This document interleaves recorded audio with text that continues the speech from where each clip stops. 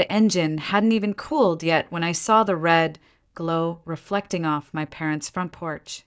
A brand new Audi convertible, still with paper plates, parked proudly in our family's cracked driveway like it didn't know it didn't belong. I didn't have to ask whose it was. I already knew. Brielle twirled next to it, her white sundress catching the golden light like she was in a commercial. "Isn't she gorgeous?" she said, running her freshly manicured fingers across the hood. The salesman basically gave it to me, like fate or something.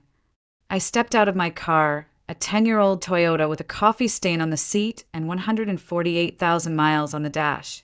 My work badge was still clipped to my blouse. My heels ached from standing 12 hours straight auditing risk portfolios, and my phone buzzed again. Another overdraft warning. "Brielle," I said, trying not to sound like I was unraveling. "Where did you get the money?" She flipped her hair, the same golden curls Mom used to say made her look like an angel. "Don't start, Aubrey. Mom and Dad helped me. Right, guys?" Behind her, my parents stood on the porch with 2 flutes of champagne. Champagne, like this was something to celebrate. Mom gave me that familiar look, the one that always meant, "Not here, not now, don't embarrass us." Sweetheart, she needed a safe car. You know how dangerous the roads are these days. I blinked. "You used the emergency fund." "It's just a car," Brielle said, rolling her eyes. "You're good with money. You'll make it back. And besides, family comes first." I pulled out my phone and held up the screen. "There's $116 left in that account. You didn't even ask." Dad shifted uncomfortably. "Now, Aubrey, your sister has interviews lined up. She needs to make a good impression." "What interviews?" I laughed, bitter and hollow. The ones after the 3 jobs she quit this year? Or the colleges she never finished? Right on cue, Brielle's eyes welled with tears. "She's being mean to me again, Mom." Mom rushed to her side, like Brielle was the one who just had her future stolen. "Aubrey," she whispered like we were in church, "you've always been the strong one." That line, that goddamn line. They said it when I paid the electric bill in college, so the house wouldn't go dark. They said it when I worked 2 jobs while Brielle figured herself out. They said it when Dad retired at 56 and forgot to tell anyone he drained his 401k. "You're right," I said softly. "I am the strong one." Mom smiled like that settled it, like I was back in my box. Predictable, reliable Aubrey. I turned away and dialed the bank. "Hi, this is Aubrey Callahan. I'd like to freeze all activity on account 4,487. Yes, immediately. And close the joint account with Margot Callahan as well." Mom's face dropped. "What are you doing?" "Protecting what's left of my life," I said. "You can't do this," she snapped, reaching for my phone. "I already did." I turned to Brielle, who looked like I'd just kicked her new car. "Enjoy it while you can," I said, "because when the loan bounces, they're going to come looking for the cosigner." Her lips parted, but nothing came out. The silence was delicious. I walked back to my car, my heartbeat thudding like a war drum. Behind me, Dad called my name. Mom yelled something about betrayal. Brielle shrieked, but I kept walking. I didn't cry. I didn't scream. I didn't collapse on the steering wheel like some soap opera heroine. I smiled, because for the first time in a very, very long time, I wasn't the strong one anymore. I was the dangerous one. I didn't drive home. I drove straight to Logan's. His porch light was still on when I pulled into the gravel driveway. The familiar creak of the wooden step felt like stepping into an older version of myself. The version that used to believe in family, forgiveness, and fixing everything quietly. That girl was dead now. He opened the door before I knocked. "Hey," he said. "You okay?" I held up my phone, still glowing from the last transaction. "You still have that forensic accounting software?" He stepped aside, booted it up an hour ago. Figured you might call. We didn't hug. We didn't talk about what happened last time we saw each other. We just sat side by side at his dining table while the laptop screen reflected off his glasses.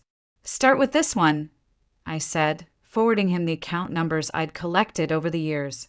Joint savings, emergency funds, the mom's card I'd kept paying off because they swore it was only for groceries. Logan's fingers flew across the keyboard. "Okay. Whoa. Okay. What?" He spun the screen toward me. A list of microtransactions popped up like a slow drip. $138 to a private tutoring service. $212 to a resort in Florida. $59 to some obscure payment processor. All from the emergency fund. I asked. He shook his head. "From your own linked checking account.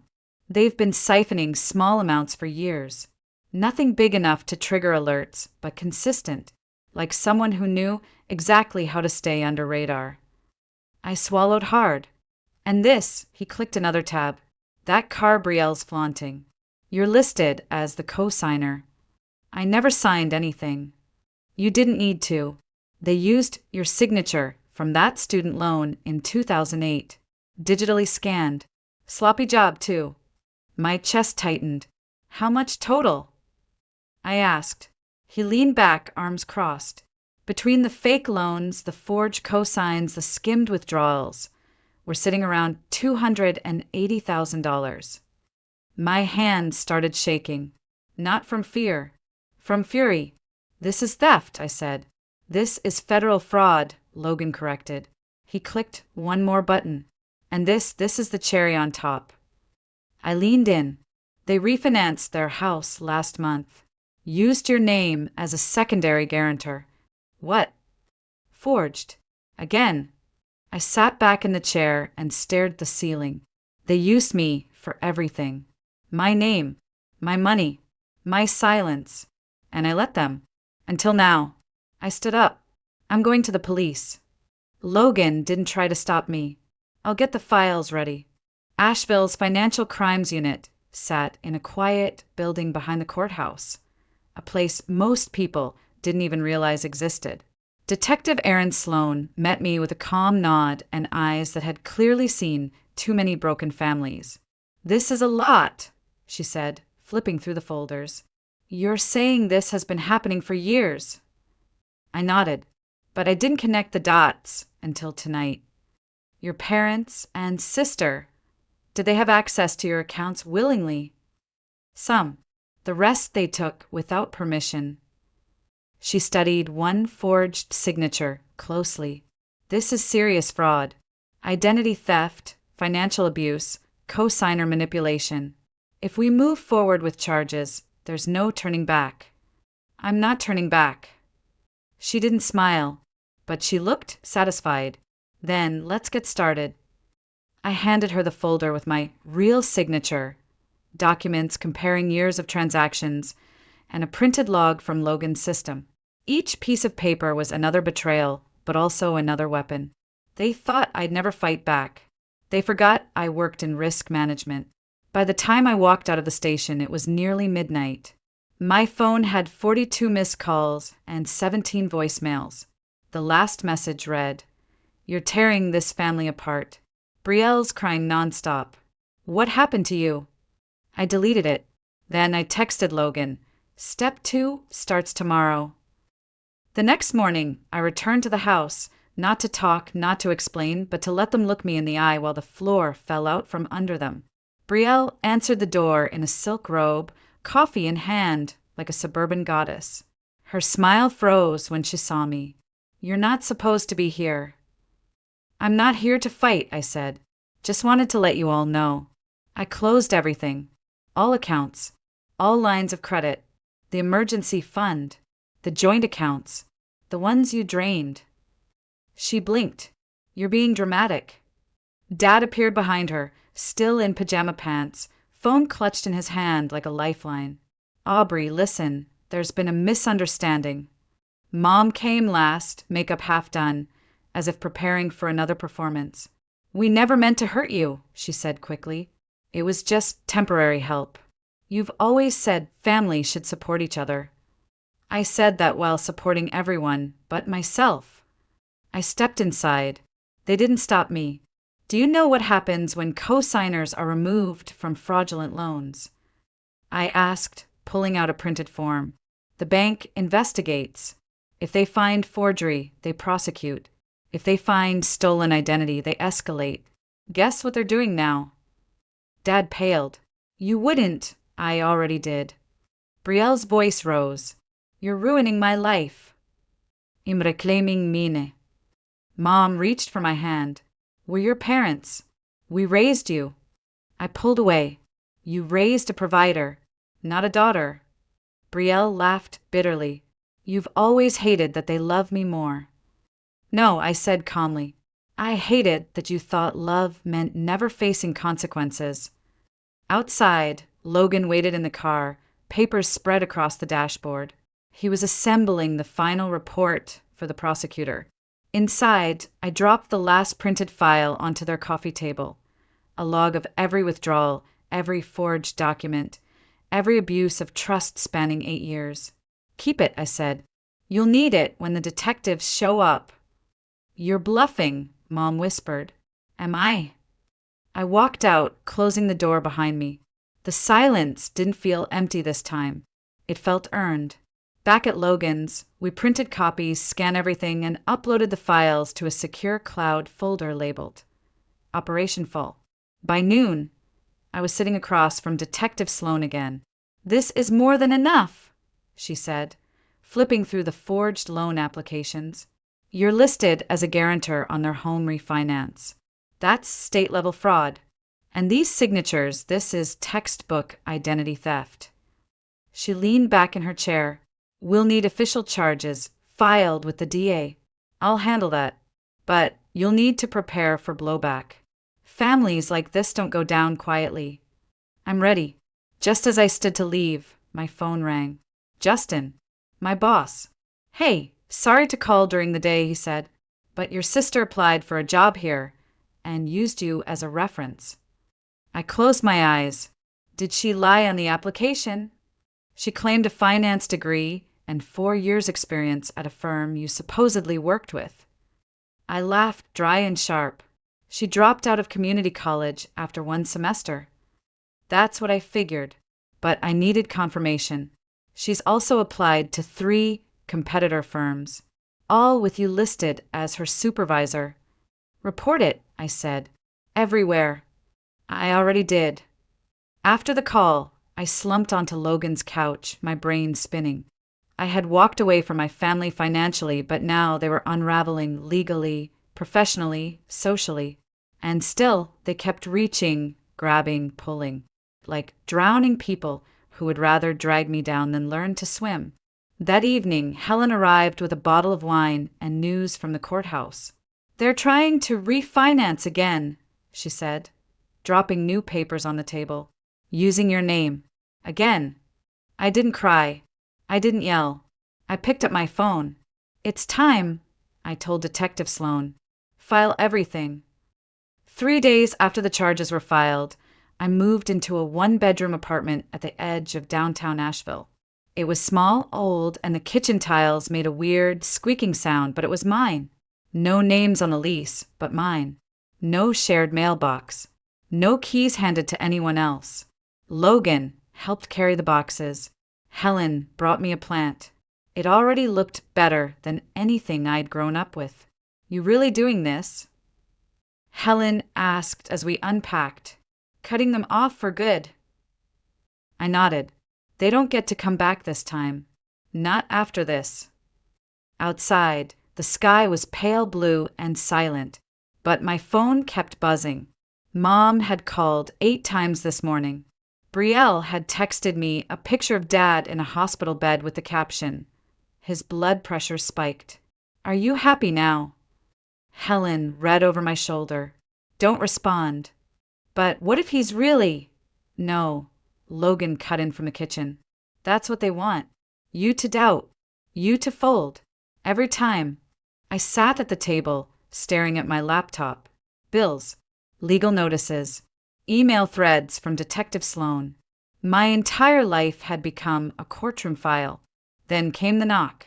Helen opened the door to find Detective Sloan holding a sealed envelope. "They're being served," she said. "Bank has frozen the accounts. Foreclosure proceedings have started. They're losing the house." I swallowed. The same house they told me would never be mine because Brielle needed a place to raise kids someday. That house. She nodded. Helen handed me a glass of wine. "To poetic justice," she said, raising her glass. The next morning, I got another call from Justin. "The board saw how you handled everything," he said. "They were impressed. We're offering you a promotion. Senior risk analyst." I blinked. "What?" "You caught a major fraud case, handled it calmly, protected your assets. If you did this with your own family, we trust you'll do it for the company." I hung up and just sat in the quiet. My life, slowly, painfully, was rebuilding itself. But the messages kept coming. "Mom, your father has nowhere to go when we lose the house." "Brielle, if Dad dies, it's on you." "Aunt Lydia, you can't jail your own parents. What happened to you?" Logan finally grabbed my phone and muted the entire contact list. "They're falling apart," he said. "And instead of taking responsibility, they're trying to pin it all on you." I stared at the wall for a long time. They spent their whole lives making me the responsible one. And now? Helen asked gently, "Now I'm the free one." That evening, we stood on my tiny balcony watching the sun bleed over the Blue Ridge Mountains. Helen scrolled Zillow listings on her tablet. "There's a place I want to show you. Bigger, brighter, and this time we'll put it in your name first." I laughed for the first time in days. The old me would have hesitated, worried about being too selfish, too fast, too cold. But the woman I was becoming? She smiled and said, "Show me." The courtroom smelled like dust and old air conditioning. It was colder than I expected, brighter too. The kind of sterile, unfeeling light that left nowhere to hide. They brought my parents in first. Margot in a gray blazer, clutching a tissue she didn't use. Raymond in a suit that didn't quite fit anymore. He looked smaller than I remembered, or maybe I was just seeing clearly for the first time. Brielle sat behind them in the gallery, arms folded, lip trembling, but not from guilt. Just rage. "Court is now in session," the bailiff said. The judge looked over his glasses.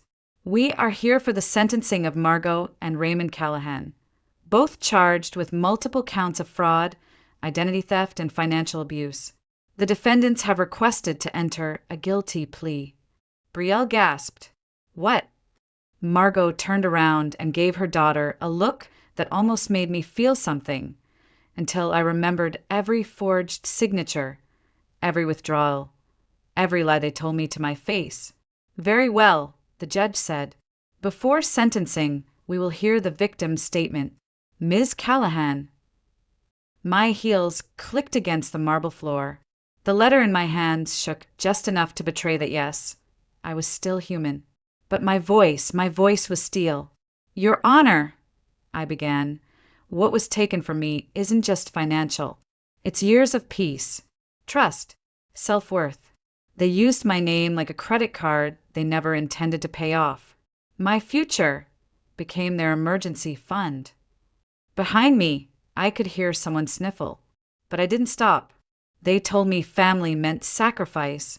They told me love meant giving without asking.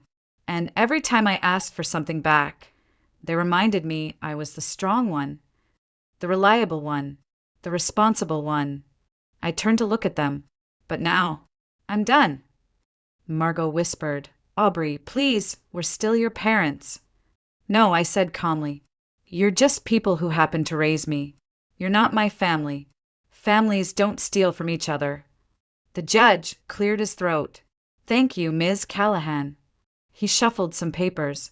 Given the scale and duration of the crimes and the defendant's voluntary guilty plea, the court sentences both Margot and Raymond Callahan to 6 years in state prison, with eligibility for parole after 3. Restitution of $280,000 is required in full. Margot started to cry, finally. Raymond didn't look at me. He just stared at the floor. And as for Brielle Callahan, the judge continued, glancing down, you will stand trial separately next week for identity theft, employment fraud, and falsification of education records. No, Brielle shrieked. This is her fault. She's destroying our family. I didn't move. I'm just letting gravity do its job. Outside the courtroom, the sun was glaring. Reporters lined the steps. Someone shoved a mic in my face. How does it feel to send your parents to prison? I looked straight at the camera. They sent themselves. I just stopped covering for them. Then I turned and walked down those courthouse steps, not once looking back. Not even when Brielle screamed, "You're dead to me." Funny, I'd never felt more alive. The key clicked in the door of my new home like the final line in a symphony. It was small, sunlit, and quiet. The hardwood floors still smelled like varnish. The kitchen counters gleamed. No one had ever stolen from me here. No one ever would. Logan carried in the last box and dropped it on the counter. You sure you want to do this on your own? I nodded. For once, I want to hear my own thoughts echo off my own walls. He smiled but didn't push. Helen arrived 5 minutes later with champagne, a plant I couldn't name, and a gift bag full of dish towels that said things like, "No drama, just dinner." This place, she said, spinning slowly in the foyer, is peace. We toasted in the kitchen. The light through the window landed on my face like a blessing. That's when the doorbell rang. Detective Sloan stood outside, a manila folder in hand. "Sorry to interrupt moving day," she said, "but I thought you'd want to see this." She handed me the folder. Inside was the court's final notice. My parents' appeal had been denied. "They tried to claim you gave permission for everything," she said with a dry smile. "Didn't hold up." I laughed, not because it was funny, but because it was finally over. Almost. 2 days later, I received an email from their lawyer. "Your parents are willing to take a plea deal if you agree to write a letter asking for a lighter sentence." I didn't even hesitate. I sat down at my new kitchen table, pulled out my laptop and typed, "Dear Judge Hamilton, I will not be writing any letter in support of my parents. What they did wasn't a mistake. It was a series of deliberate choices made over years. Choices to steal, to lie, to manipulate. The only thing they regret is getting caught. I will, however, be submitting a victim statement detailing every forged document, every stolen dollar, and every way they tried to ruin my name when I finally said no. They chose this path. I choose to live without them. Aubrey Callahan." I hit send. And just like that, the guilt that had followed me like a ghost was gone. Later that evening, Helen and Logan helped me hang art on the bare walls. Simple things. A print of the Blue Ridge Mountains. A framed quote that said, "No is a complete sentence." That's when Logan's phone buzzed. "Local news just posted the update," he said, turning the screen toward me. "Brielle sentenced to 4 years. Identity theft. Employment fraud. Loan application tampering." Helen raised her glass again. "To karma." I smiled. "To silence." Then a final text. Unknown number. I didn't need to open it to know who it was, but I did anyway. "We have nowhere to go when we get out. Please, one more chance." I stared at the message for a long time. Then I typed back, "You had 31 years of chances. I only just got one. I'm keeping it." Then I blocked the number. Outside, the sky over Asheville turned the color of clean slate. Pale blue and wide open. Logan tapped his glass against mine, ready to start over. I looked around at the walls I'd chosen, the life I was building, the people who stayed, not because they needed something, but because they cared. "More than ready," I said.